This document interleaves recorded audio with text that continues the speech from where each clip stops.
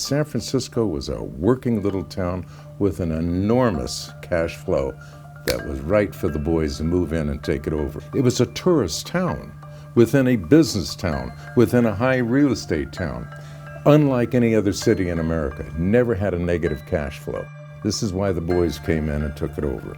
And what happened? They got themselves elected to office, and they proceeded to monetize city services. What does monetizing mean?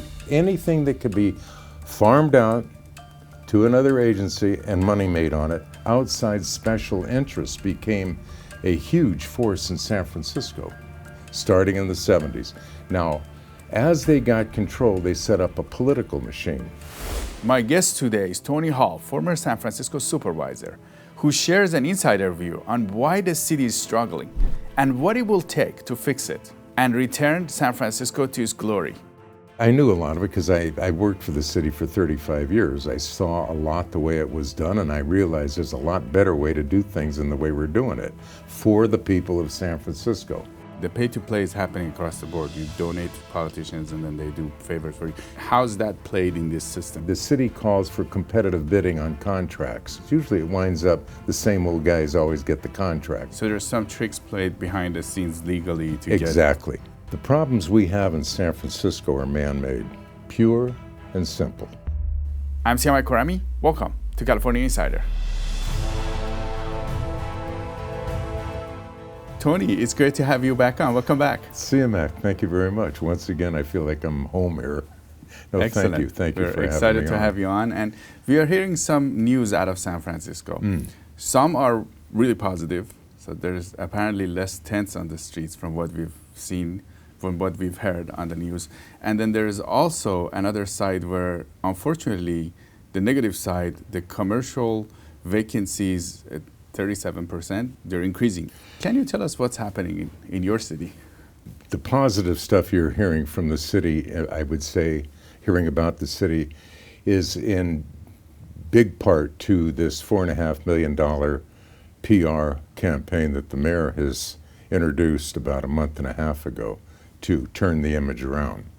So we have a huge effort being made public relations-wide to say, no, San Francisco is better than what the country thinks, or better than this and better. It's a great city.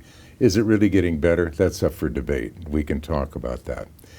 Getting into the vacancy rate, last time I was here, the last show we did, it was around 34%. The downtown business vacancy rate. It's now up about 37. So I'm not one that believes in the PR spin too much. I look out there, I see what's going on with my own eyes. The city is not getting any better, unfortunately. There's a way for it to get better, which we'll discuss later, but no, it's homelessness is still there, same numbers, it's been moved around. Crime, still there, it's been moved around. There is an effort to curtail the crime, hasn't caught on yet. And corruption, corruption's inbred there. That's going to be a tough one to root out. And what do you see on the ground? You say things have been moved around. Where are they? Are they in other neighborhoods? Well, San Francisco, as I've said before many times, very small, manageable city with a very big bureaucracy. It's very easy to move the homeless encampments around from one part of the city to the other, or off this street, main thoroughfare for business, into a side street. Very easy to move them around. Department of Public Works does that. For example, when the president of China came, Xi, they cleaned that town up within a week. They moved the homeless encampments away from where the conference was, the meetings, and it was engineered. Interesting, they can do it for a foreigner like that, but they can't do it for the residents that live there. They moved them to different areas of the city. This is a tactic that has been used for the last 25 years that I know of, moving the homeless around to make it seem like there's not so many, moving them in different areas. It's easy to do when you have a city like San Francisco. Couldn't do it in LA, it's too big, too scattered. But San Francisco, manageable, you can do things like that. Now, Tony, most people wonder, because this is a very rich city, you know, it's a wealthy city, and you guys are very classy and you have culture there. some people say it's because of COVID. It's a downtown center. You know, this is impacted by when the pandemic happened. Now this is the result of the pandemic. What are your thoughts? Where did this come from? We'd have to go into the whole background of how the city became the way it is because of its man-made problems. Who's in charge, how it happened. The problems we have in San Francisco are man-made. It's not due to COVID, as many of the apologetics for the political ruling class would tell you.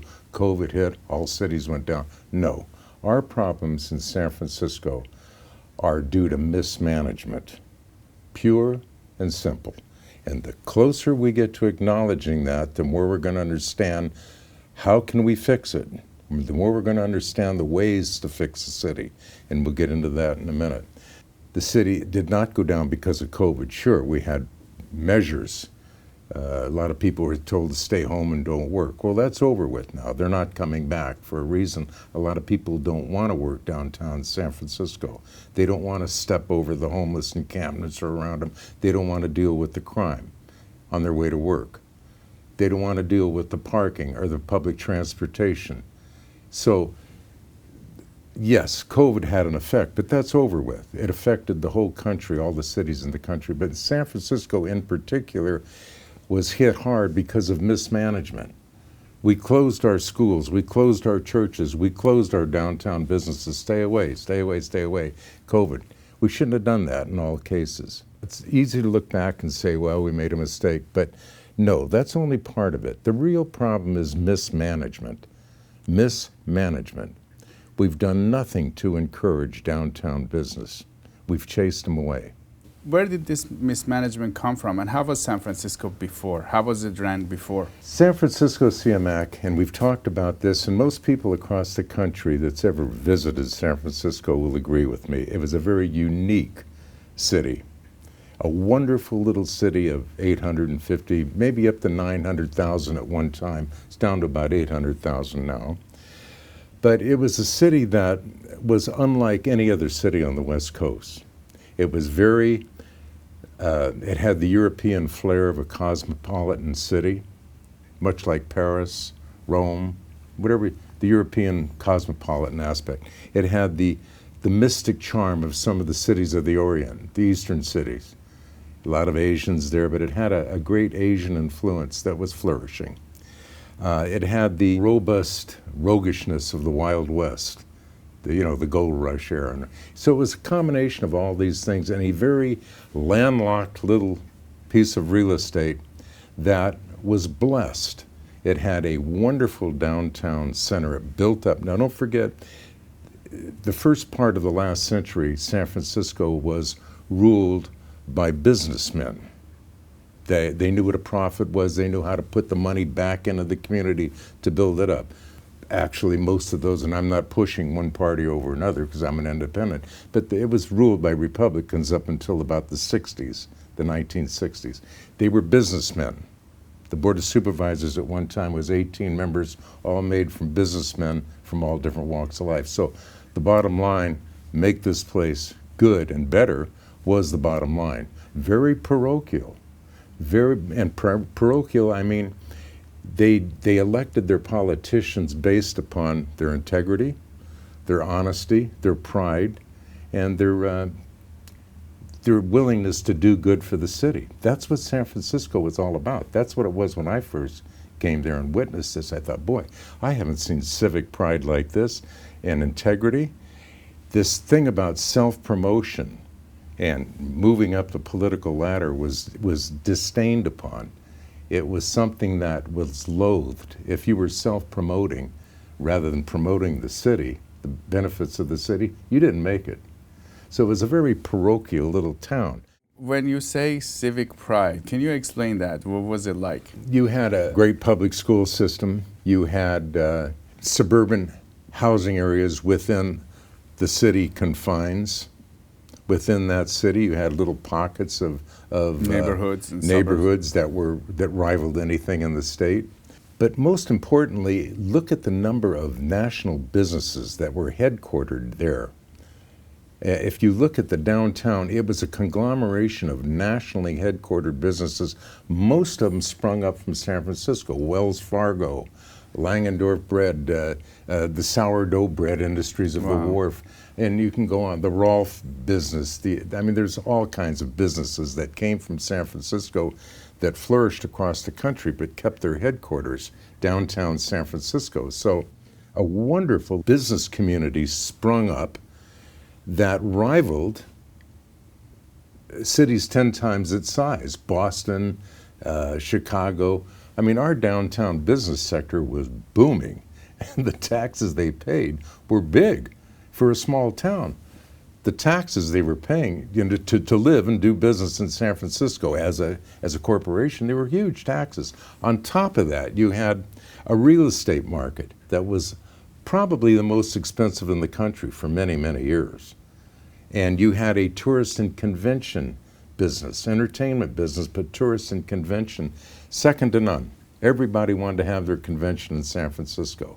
So it was a tourist town within a business town, within a high real estate town, and it was all near great universities, higher centers of learning.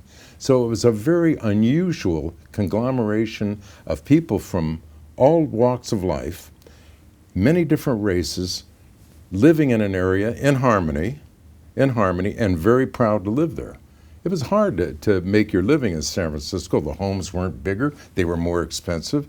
The schools, private schools were available, everything was there. So very enviable. A lot of people wanted to live in San Francisco. They came from all over the world. But a lot of Americans, the dream city, San Francisco, the romantic dream city that we all loved, and songs were written about it, movies were made about it. We had our own little Hollywood up there for movies. So what happened? What happened? It got invaded. That little parochial group of people that ran the town. Now, whether they were businessmen or whatever, a lot of people don't like the sound of business, but they were businessmen. They knew how to put the money back in to keep it attractive. They got invaded, and their values, the 70s came along, the values, the Me Too, the me generation, me. They didn't value integrity and honesty and giving back to the community. Their goal was to make it for themselves. So here's a little town ripe for the pickings. You couldn't do this in LA. You could not do this in Sacramento. You couldn't do it in San Diego because they're too big, too diverse. But San Francisco was a working little town with an enormous cash flow that was right for the boys to move in and take it over. And it got invaded by statewide politicians. The Democratic Party was fair game.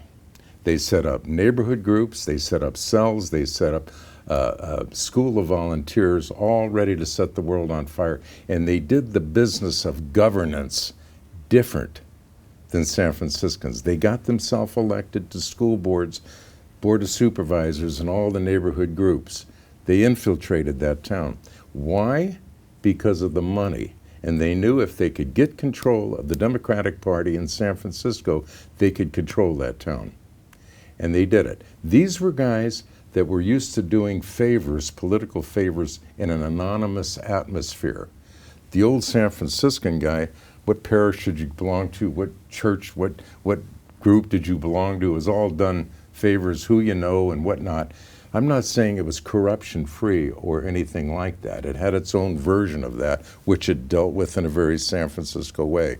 But now it was invaded by a bunch of statewide politicians and political hacks who saw a chicken right for the picking, if you will, or plucking. Why? Now let me just go a little bit further. In addition to the business community, the high-end real estate, the conventions, you had 4 agencies, enterprise agencies, that were set up by the city to make money. That's why it's and real important. What were those agencies? Those agencies are the port, the airport, the Municipal Transportation Authority, and the public utilities. They were all set up as enterprise agencies by the city and county of San Francisco to make money, and they made money. People were flying in the airport, people were taking public transportation there, just 4 enterprise agencies. Now don't forget, San Francisco is a city and a county in one.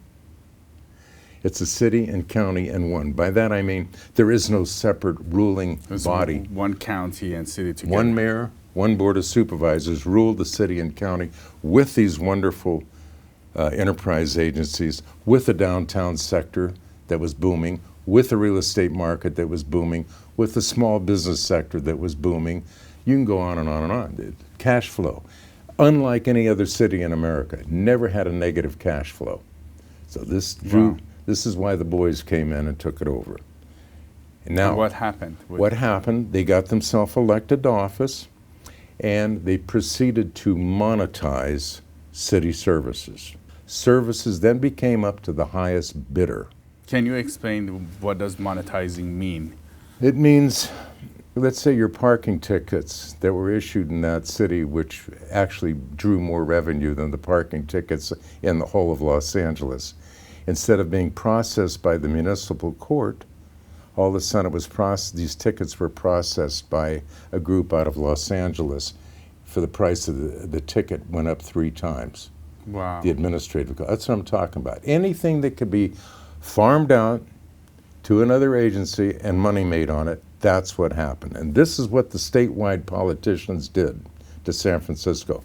They saw transportation, the supply of the cars, farm it out. Everything was for sale. Everything was for sale.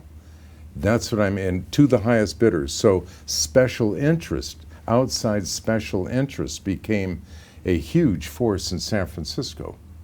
And this is what the statewide politicians did to San Francisco, starting in the 70s. Now, as they got control, they set up a political machine. They set up a political machine in this new breeding ground of theirs that would develop candidates for office and export them all over the country. And all you have to do is look at the number of politicians from San Francisco on the national scale. That's why they became a powerful political machine. They got wealth, they got power, and they have their own little breeding ground for politicians. That's why people get onto the school boards, and exactly, from there they go. Exactly. Neighborhood groups controlled by the machine. Yeah, I can go on and on and on here without boring you, but so this is what happened. The town, you know, it was no longer who you knew and what school you went to and what family and what little clan is going to take over the city. This is a machine-run town, and its services were being monetized to the highest bidder. And so essentially, people get contracts from the city. Can you explain that? They get contracts, do they get benefits? This is the problem with our homeless industry today. Our services to service that industry, the food, the shelter, the housing, the clothing, whatever, are all done through nonprofits, selected nonprofits by the machine. And those nonprofits— Do they pay back to them? Those nonprofits are part of the money trail that perpetuates keeping these guys in office. They put the campaign workers out on the street when campaign time comes.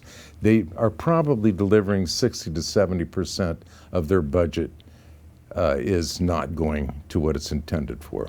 This is just a recent example of what we're talking about. If you go back over time, you look at the airport, you look at the municipal transportation, you look at the port, all of our services have been out-serviced to corporations, to different groups.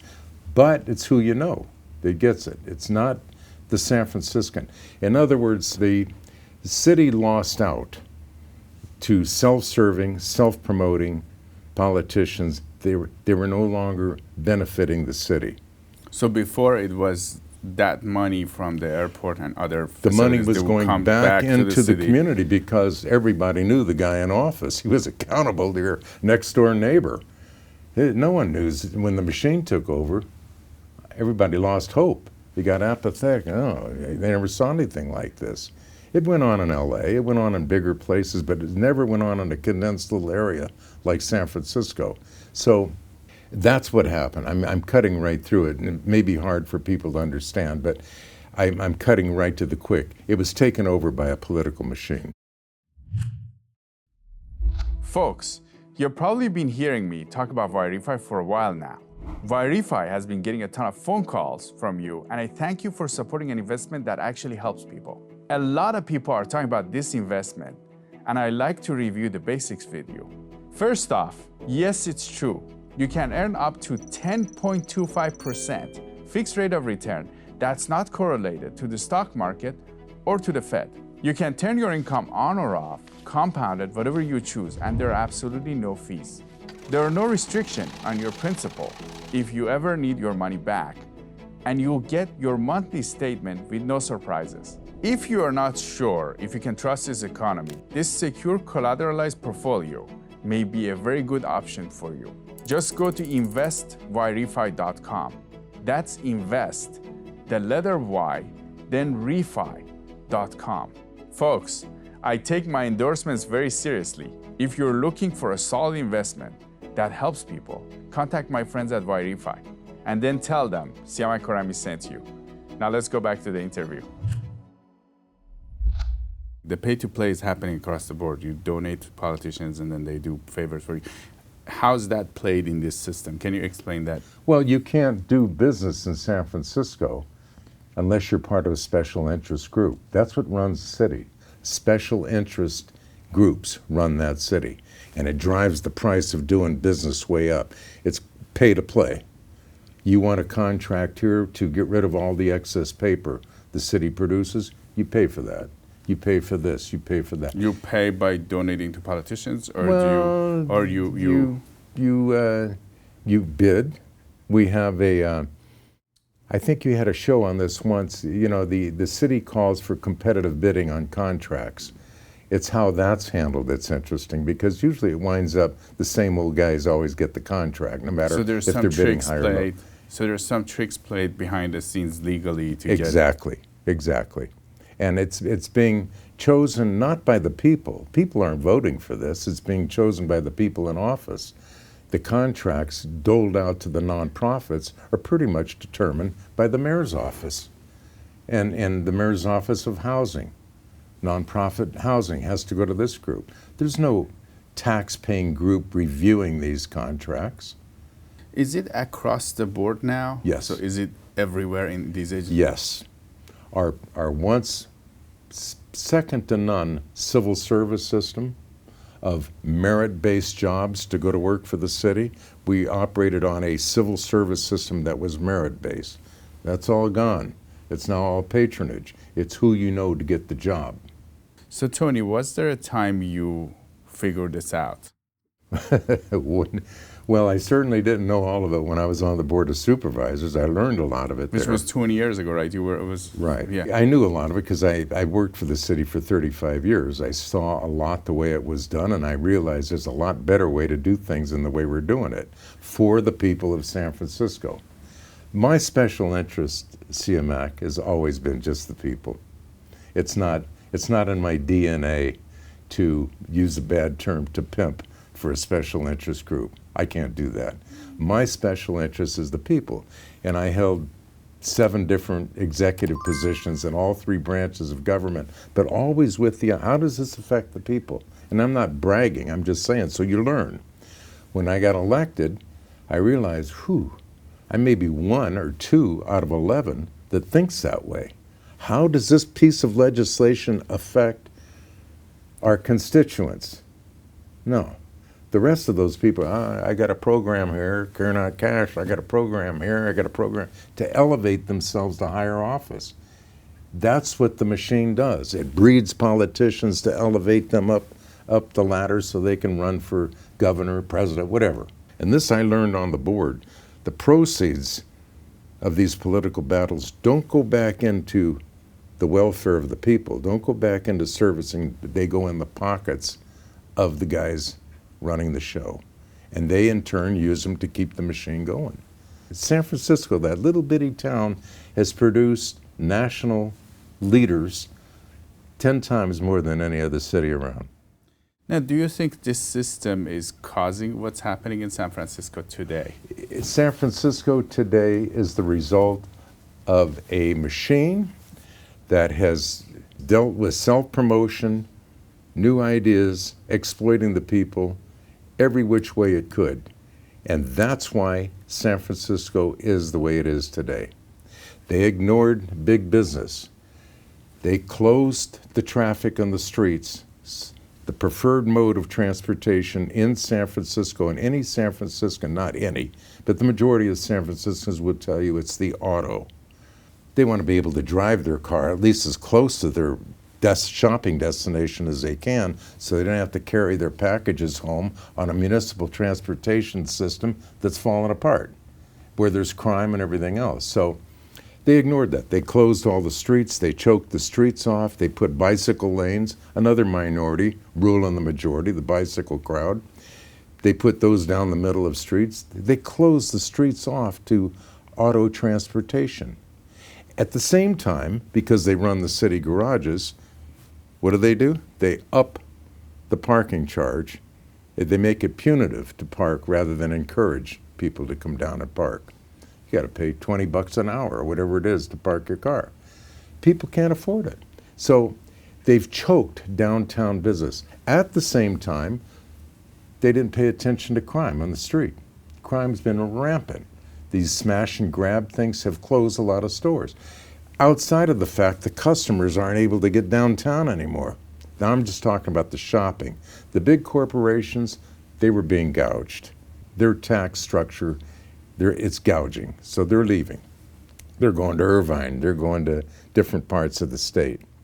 Our real estate market, our housing costs were, as you know, very expensive up there. You get a third of the size of house, which you pay 3 times more for any other spot. That's gone. People are moving out of the city because they're saying, I can't make it.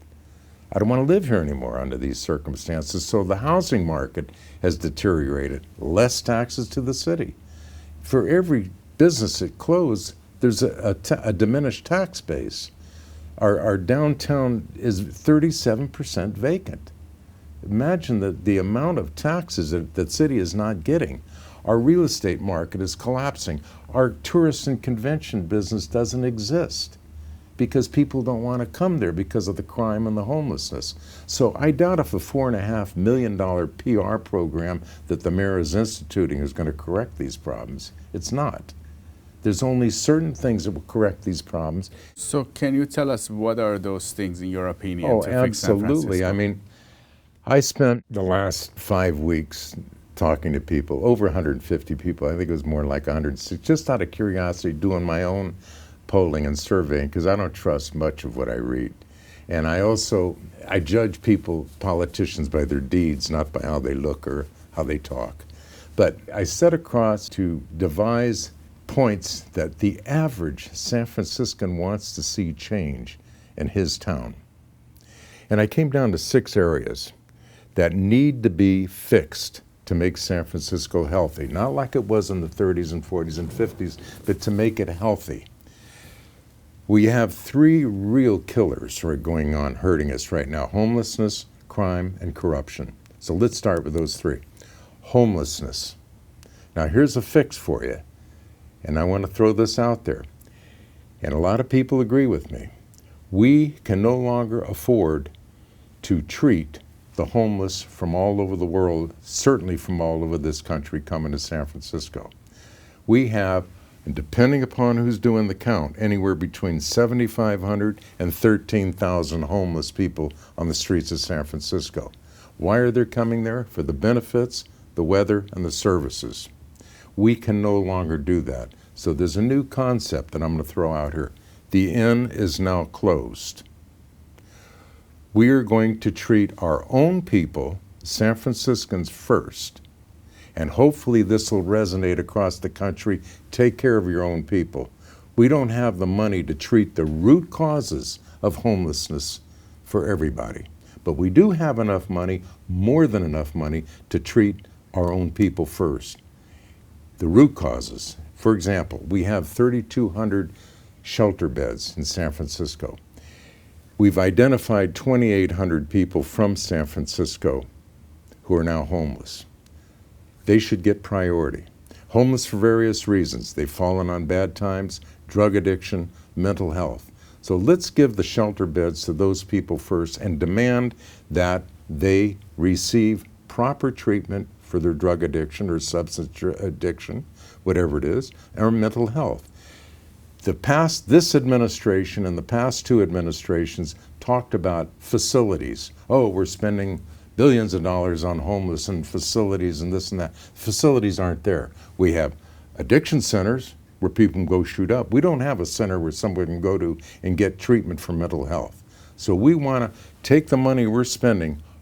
People will tell you it's $1 billion. It's more like $2 billion a year. It's 7 times per homeless person what they're spending in Los Angeles. A lot higher, like it's almost 140,000 per year. It's almost 100 per homeless person. Which you could just give the money to someone as a really high salary. Exactly. Exactly. You can give them the money and put them on a new walk of life, a new path of life. But we're spending well over 120,000 per homeless person in San Francisco. I don't care how the count is done. But what I'm saying is, let's treat our own first so we can treat them with compassion, so we can really look at the root cause of that person's homelessness and treat it. We have the money. If we're compassionate people, this is what we need to do. Let's treat those people and hopefully get them on their way to rehabilitation. We can't do it when you're treating 13,000 people. That's where the city's making a mistake. And it draws more people in. All we can do is try to keep them fed, off the street, and away from disease and all that. That's all we can do. We have to boil it down and tell the rest of the country, you got to treat your own. We're going to treat our own. So we need a past residency requirement. If the person, so make sure the person is from San Francisco. Yes, we have to have some proof that they're from San Francisco. We also are spending enough money to set up these facilities that I'm talking about, mental health treatment centers, addiction treatment centers. Right now we're just spending money in nonprofits, interviewing them and this and that. They're not, the centers aren't there. They're not there, and that's one of the big cons. So we have enough money to set those up. We have enough money to give the shelter beds to our people, get them off the street. Those people that refuse to take treatment and they're on public assistance, they're gone. They're given 60 days to get their act together or leave San Francisco, and we will help pay for their way back from wherever their last permanent place of residence. We'll do means testing. We'll take the encampments and put them in one part of a city until, give them 30 days to either come up with a reason why they stay there or residents, or they have to go. We can't treat them. We will not have the money, and it takes away from those who really need treatment. So 30, 60 days, whatever you want to give them, but we put it in one part of the city where we can handle them, we can interview them, we can assess their needs and really do something about it. You're going to find most of them will leave. There's no free lunch anymore. We're here to treat our own and help them out. So the inn is now closed. And another thing I would do is I would scrutinize within the homeless practice all the nonprofits.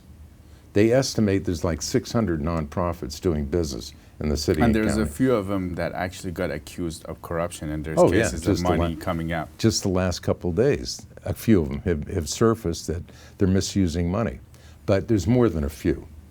They're not doing the job. So we need to scrutinize everything they're doing and review it by a committee of tax-paying residents. Not the mayor's office, because these people are being chosen out of the mayor's office. We need a complete review of the nonprofit homeless service industry. That's where the money's going, Siyamak.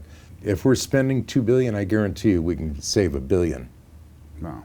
And when I say $2 billion, the city will admit to $1.1 billion, $1.2 billion. They're not talking about the money from the Department of Public Works to clean up the streets, and they're not talking about the Department of Social Services at adding more money in. We're spending about $2 billion annually. So that's my homeless program. We're now going to treat San Franciscans. If we have money left over, we'll treat other people. But we want to treat our own people the right way. The second area, crime. Crime. Let's talk about crime.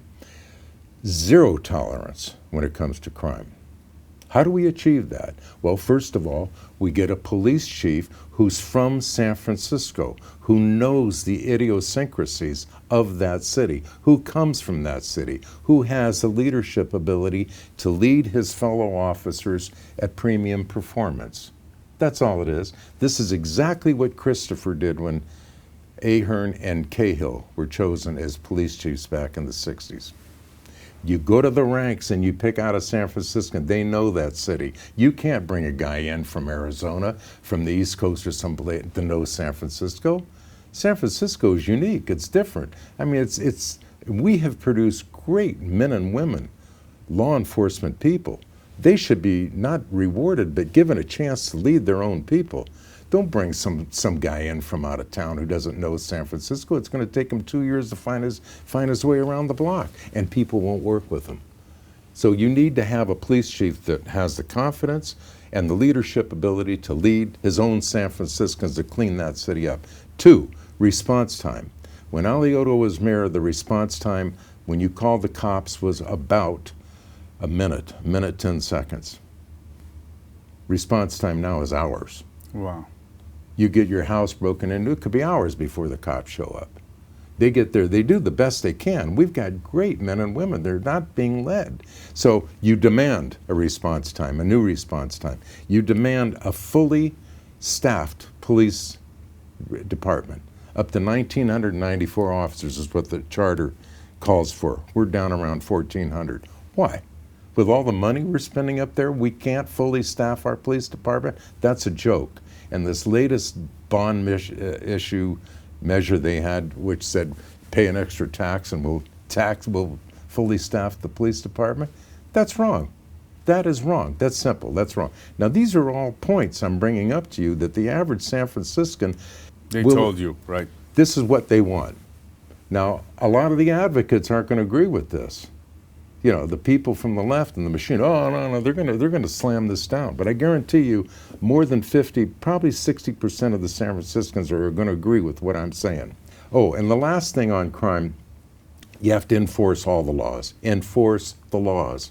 That's what a police department does. Enforce the laws. That's smash and grab, that's car stops, that's muggings, everything. The car break-ins where they're taking backpacks and things. Exactly. Enforce all laws. And the last thing is set up a public tracking system where every crime charged can be followed by the public through the legal system, through the police department, onto the DA, from the DA onto the courts. And it shows what judge is handling that case so we can hold those responsible whose business it is to adjudicate crime, adjudicate these matters. And then you're going to find a lot of the judges that are just letting these guys go, they're in the spotlight. They're going to change. The DA, we're not going to let things slide anymore. The public's going to look at this, a public tracking system. Online, public tracking, very important. Okay, so that's crime. Corruption, I'll get to that real quick. No more corruption. And now I'm going to get hit real big on this because 40% of that town is working right now on corruption. But no more corruption. Anybody, any civil servant, any member of the city family engaged in corruption, prosecuted to the fullest under civil and criminal codes. We cannot have that. You can't, that's got to go. So corruption's simple. Now let's talk about the big kahuna that you were talking about earlier, downtown business. The Bicycle Coalition, great. I love people that ride bikes, but Mom, Pa Kettle, and the grandfathers and the kids can't all ride bikes downtown. So what we've done is the current administration and the Director of Transportation has choked out access to downtown by putting bike lanes down the middle of the streets, putting one-way streets, slowed traffic up where just a third of the cars that we had 10 years ago can go downtown.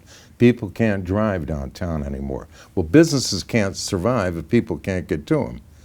The Muni is in bad shape, the municipal transportation. That's not always accessible, doesn't always run on time. If it does, you get half your packages stolen. So the preferred way for Americans to travel is by car. Why deny it? Open those streets up to efficient traffic flow rather than choking them, as we're doing at present. Open the streets that have been closed. Market Street, streets downtown, one way, going here. Open it up. This has been the transit first policy that has existed in the last 20 years has ruined transportation in San Francisco. People are telling me I want the ability to drive my car around. You go downtown, every curb downtown is painted yellow. No one's loading. Parking, yeah. No one's loading and unloading in San Francisco during very few people. In New York, they have hours for loading in the middle of the night, in the early morning. But all the streets downtown San Francisco are painted yellow. No one can pull over and park. You can get a ticket if you do that. All the meters that operated downtown, they're gone. You go to San Francisco, you see all these little parklets that have been established. This is taxpayers have paid for those streets, yet the city is turning around and selling space in front of businesses, restaurants, for their expansion at so much a month to the city. How is the taxpayer benefiting here? It's being farmed out. We are allowing business expansion, which we should try to promote, but not at the expense of the customer. The customer can't park. There's parklets all over the city. So that's got to be reviewed. But we have to make traffic flow once again so that our businesses can flourish. So, Siyamak, we've covered homelessness, crime, and corruption. There's two more areas I'd like to cover. City services. What people want from their city. I'll tell you what they want. They want all the city departments streamlined for personnel. We now have twice as many civil servants as we did when I was on the board. It's like 35,000 or something. It's like 5% of the closer people. to 40 when you take in the part-timers. When I was on, it was 23 to 25,000. So we're double. So let's streamline that and keep on the personnel we need to provide basic So like city red services. tape for permits and things like that. Yes, let's streamline it. All the agencies, all 99 agencies, whatever it is now, might be 110, 150, I don't know. People want accessibility to City Hall. When you call up City Hall, I don't care what department it is, you get a telephone, answering machine, and after 20 prompts, it hangs up on you.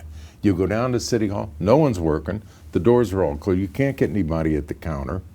And if you do, they say, we have to make an appointment to come back for that. It's no longer accessible. So one of the things we do is we make our city departments accessible to public inquiry. They have to have someone there to answer questions. The phone lines have to be manned. You have to get a real person, and you need a response. They're working for the people. That we have to do. Why are so many people leaving California? It wasn't long ago, people from everywhere wanted to move to the Golden State to enjoy a better life. Sadly, the standard of living has been dropping in the past decade. Are you like me and wonder why this is happening? I'm Siyamak, host of California Insider. In our film, Leaving California, The Untold Story, I take you an intimate journey of love, loss, tragedy, and hope as residents face the prospect of leaving their beloved state. Everyday people like you tell their stories about why they have to move out of the state even though they don't want to. Experts and policymakers also give insights about what's happening behind the scenes. Together, we get to the root cause of this exodus. Go to leavingcalifornia.com to view the first 15 minutes of the film for free. By watching Leaving California, you can be part of the solution. Again, go to leavingcalifornia.com. A big one. I would completely revamp the Department of Elections. If we have to get a new director, let's do it. But let's revamp it. Let's purge our roles that haven't been purged in 32 years. Let's get the election squared away. Let's get the advantage that goes to the machine through cheating, 15 to 18%. Get rid of that. Revamping of the Department of Elections so our votes count. Everybody knows what's going on. That's important. Again, I mentioned the nonprofits, all reviewed for effectiveness and for delivery of services. If not, they're gone. Eliminate them. Our commission system. In the last 3 decades, we've set up commissions for everything. Oh, this commission, that commission. Commission system has been used to remove those responsible from oversight. That's all it is. I got a commission. Talk to the commission. Don't talk to me. Don't hold me accountable. My commission's doing it. Get rid of the commission system. If you need a commission because it's the type of service that needs oversight, fine. But let's get rid of 80% of the commissions there because they're running nothing but interference for the elected person. That's all. Cut that out. That's more bureaucracy. Governance. This is big now. Let's talk about governance for a minute because this is what San Franciscans in the know want. We have to return to zero-based budgeting. Zero-based department budgeting, which means every year that budget is looked at from zero. You don't get to roll over all the money you saved from the year before. You don't get to not hire 10 people and then put that on the next year's budget. Every year, go back to zero-based budgeting. That's huge. That'll save the city millions. It was always that way up until the mid-60s, even into the 70s. We had zero-based budgeting. We have to go back. That's smart, intelligent budgeting. The merit-based system of employment we talked about. Reestablish the civil service merit-based system. Regardless of race, color, creed, you get a crack at getting a job. It's no longer patronage. Get rid of the patronage system. Majority rule. Now I'm not talking race here. When you mention majority, minority, oh, everybody thinks race. I'm talking about majority rule, which says in all public matters, the majority of the people, regardless of what they look like, are the people we're interested in. This is where my special interests come in. The little guy out there. The guy that's not represented by a special interest doing bidding for a city contract. Majority rule, very important. It's an American thing. And we need to reinstitute that and think that way. No longer can a little minority of 3 or 4 loudmouths make a decision that affects everybody. Majority rule is very important. And lastly, not lastly, but, and this, I put this forth as a challenge to these guys running for mayor. We'll talk about that in a minute. Use the mayor's office to promote candidates for the Board of Supervisors that actually have the constituents' welfare at heart. So use it to bring the right people on board that are working for the citizens of San Francisco. Use the mayor's office to put a candidate in for the district attorney who actually knows how to prosecute crime so that the benefit is an increased safety for the public. Forget about all the talk. I'm doing all this, I'm prosecuting that. Put a district attorney in there who knows how to prosecute so the end result is increased safety. Put a city attorney in there, promote, you can't put them in, you promote them for office. A city attorney that knows how to navigate the legal system in California to implement some of these suggestions. You go to the state and you say, look, it's not a vagrancy matter. Our homeless problem is no longer vagrancy. It's a health and safety problem. Let's look at it that way through the courts, because it is. You go to these encampments, people are suffering. They got scabies, they got the rickets, they got everything. There's health now, and it's affecting the public. It's no longer a vagrancy problem. I need a city attorney that's going to know how to get that through the court system. So I'm going to promote a guy like that. And lastly, and this is really, I'm finding this, a lot of people, this is controversial, but the average San Franciscan is going to agree with this. You need to repeal the sanctuary city status because it's a misnomer. We're no longer a sanctuary city for the people looking to escape persecution in other countries. We're a sanctuary city as a way to go around the laws. We need to repeal ranked choice voting, because ranked choice voting, no one understands. Maybe 30% of the people might understand it. But one thing ranked choice voting has done, it's helped the machine, because it assures that the most qualified and the most intelligent candidate doesn't always win. 9 out of 10 times you're going to get the second or third or fourth qualified, and the machine can handle him real easy because he's not as bright. And lastly, repeal district elections. Repeal district elections. We're a town of 800,000 people, losing people monthly. We don't need 11 supervisors and 11 different districts to run that city.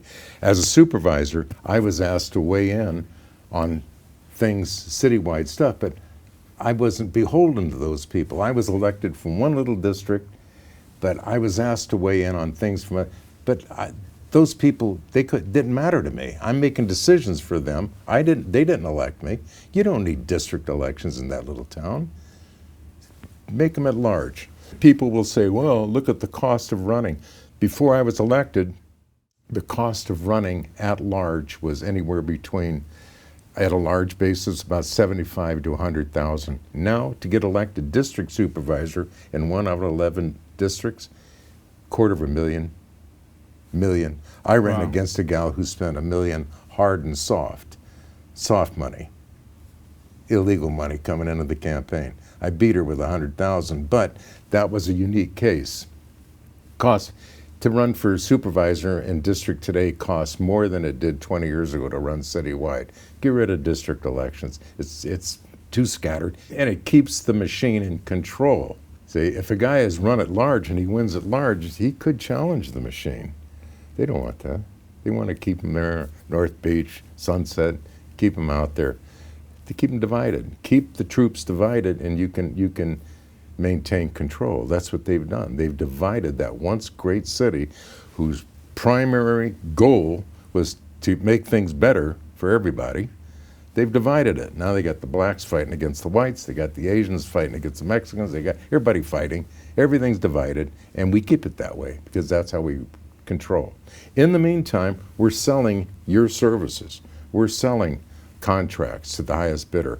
And not only that, we're running candidates that are doing the bidding of the special interest. And not only that, we're determining who runs for office, because politics is a combination of perception and advertising. That's what it is. And we spend more money to get elective office in San Francisco than they do in anywhere else in the country. That's the truth. To run for office there is really expensive. These guys running for mayor are going to spend $8-10 million. Wow. The average guy can't run for office. He can't afford it. He can't afford it. It's a machine-run town, and the sooner the average San Franciscan realizes that and stands up and learns the issues and votes not for what they hear but for the issues, they think it through, the better off that town will be. You have been vocal about all this, and you've really analyzed the city. And why are you doing this? You know, that's a good question. I'm doing this because I love the city. I'm not the only one. There is people up there from San Francisco that have made that their lives there. They've raised their families there. It's a great city, as we went over earlier. This city is unique. It needs to come back. It needs to raise up out of the ashes. It already did it once out of the earthquake, and I'm not being romanticized or dramatic. It can come back. It's a great city. I love it. I love the people there. They supported me when I was in office. I want to give back. I'm doing this here as a gift to the people and a challenge to those running for the mayor's office. There's 4 or 5 people of name that are running. Let's see if you have the guts to put what 50 to 60% of the people want. Let's see if you have the guts to make this city whole. All of them are out of one machine. Now, I admit to a bias, I'm not a Democrat. I'm an independent. They're all Democrats. They're all representing special interests. If you look at the money behind them, each one of them is representing a special interest. Let's see if you, as a candidate, have the guts to stand up and say, I want to do what's right for the city. Here you go, boys. There's 6 areas right there. Think about it, because that's what people want. That's what people want. See if you have the guts to go there. And if you do, you'll get elected and you'll be mayor. If I was 20 years younger or I had a special interest behind me, I'd be in this race in a heartbeat tomorrow. And I'd out-debate you because I know what the people want. This is the result of what people want. It's not what Tony Hall wants. It's what I put together by talking to people. This is what they want. Maybe you don't agree with it, maybe you do agree with it, but think it over. This is how you're going to make that city whole. By whole, I mean working for the people that are paying the bill. That, guys, and I could use your name, that's your special interest, the people. Not the people from Silicon Valley, Not the people from the building industry, not the haberdasheries from downtown or, you know, it's the people. And that's why I'm doing this, period. I got 7 kids there, you know. They got a future. I want them to be in and around San Francisco. I live there for a reason. I hope that answers the question. It's a challenge. And, you know, don't let it pass, guys. Now is the time to do it. Don't let this thing pass. Now's the time to get this city healthy again so that 10 years from now, people the world over say, oh, San Francisco, I love it, I want to go there. No one says that anymore. God, I remember the days years ago when you said you were from San Francisco. People, they loved it. They loved it. Now you say San Francisco and they look at you like you're crazy, you know? Let's fix it. Let's fix it. It's hard. You're not going to be everybody's number one. You're going to have to deal with the board of supervisors when you're in there. If you're clever, you'll develop your own board. If you're clever, you'll promote your own. You'll get the people in there. But short of that, it's not going to happen. So Tony, hopefully people have heard what you have to say, and hopefully some of these candidates may tell us what their plans are. Well, I'm doing this in your show because your show is based upon honesty and integrity. I'm not doing this in front of the Chronicle or their different boards. I'm doing this in the California Insider because you guys believe in putting the truth out there. And that's what this is. You know, if I was doing this in somebody else, I'd be part of a special interest group or part of a spin. No, that's not me.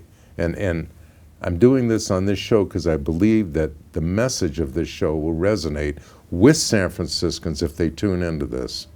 If they can tune into California Insider, it's going to spread like wildfire. Look, there's someone speaking up for what we need, what we want. And then put the pressure on those candidates and see who steps up to the plate.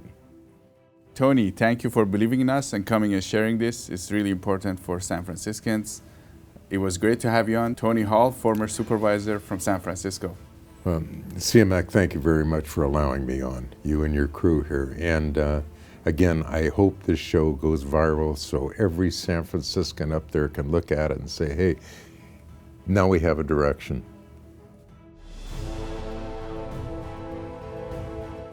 We have an exciting news for you. At California Insider, we created a new product. It's called California Insider Opinion. This is where our insiders and experts across the state are actually telling you what's going on behind the headlines. When there's a breaking news, a big issue, important issue happening in California, they're gonna come on the screen and tell you what's happening behind the scenes. And these are like 7 to 10 minutes of opinion formats where the guests are talking to the camera directly, telling you what's happening. You're paying a tax increase of tens of thousands of dollars every year as a condition of keeping what you already own. Make sure to look at the description below because you want to sign up on our newsletter because a lot of these opinions might be very sensitive that some people in the social media platforms may not like. So we're putting them in the newsletter on our website so you can have them. These opinions will actually help you understand the political and policy landscape of California. We highly recommend you follow it.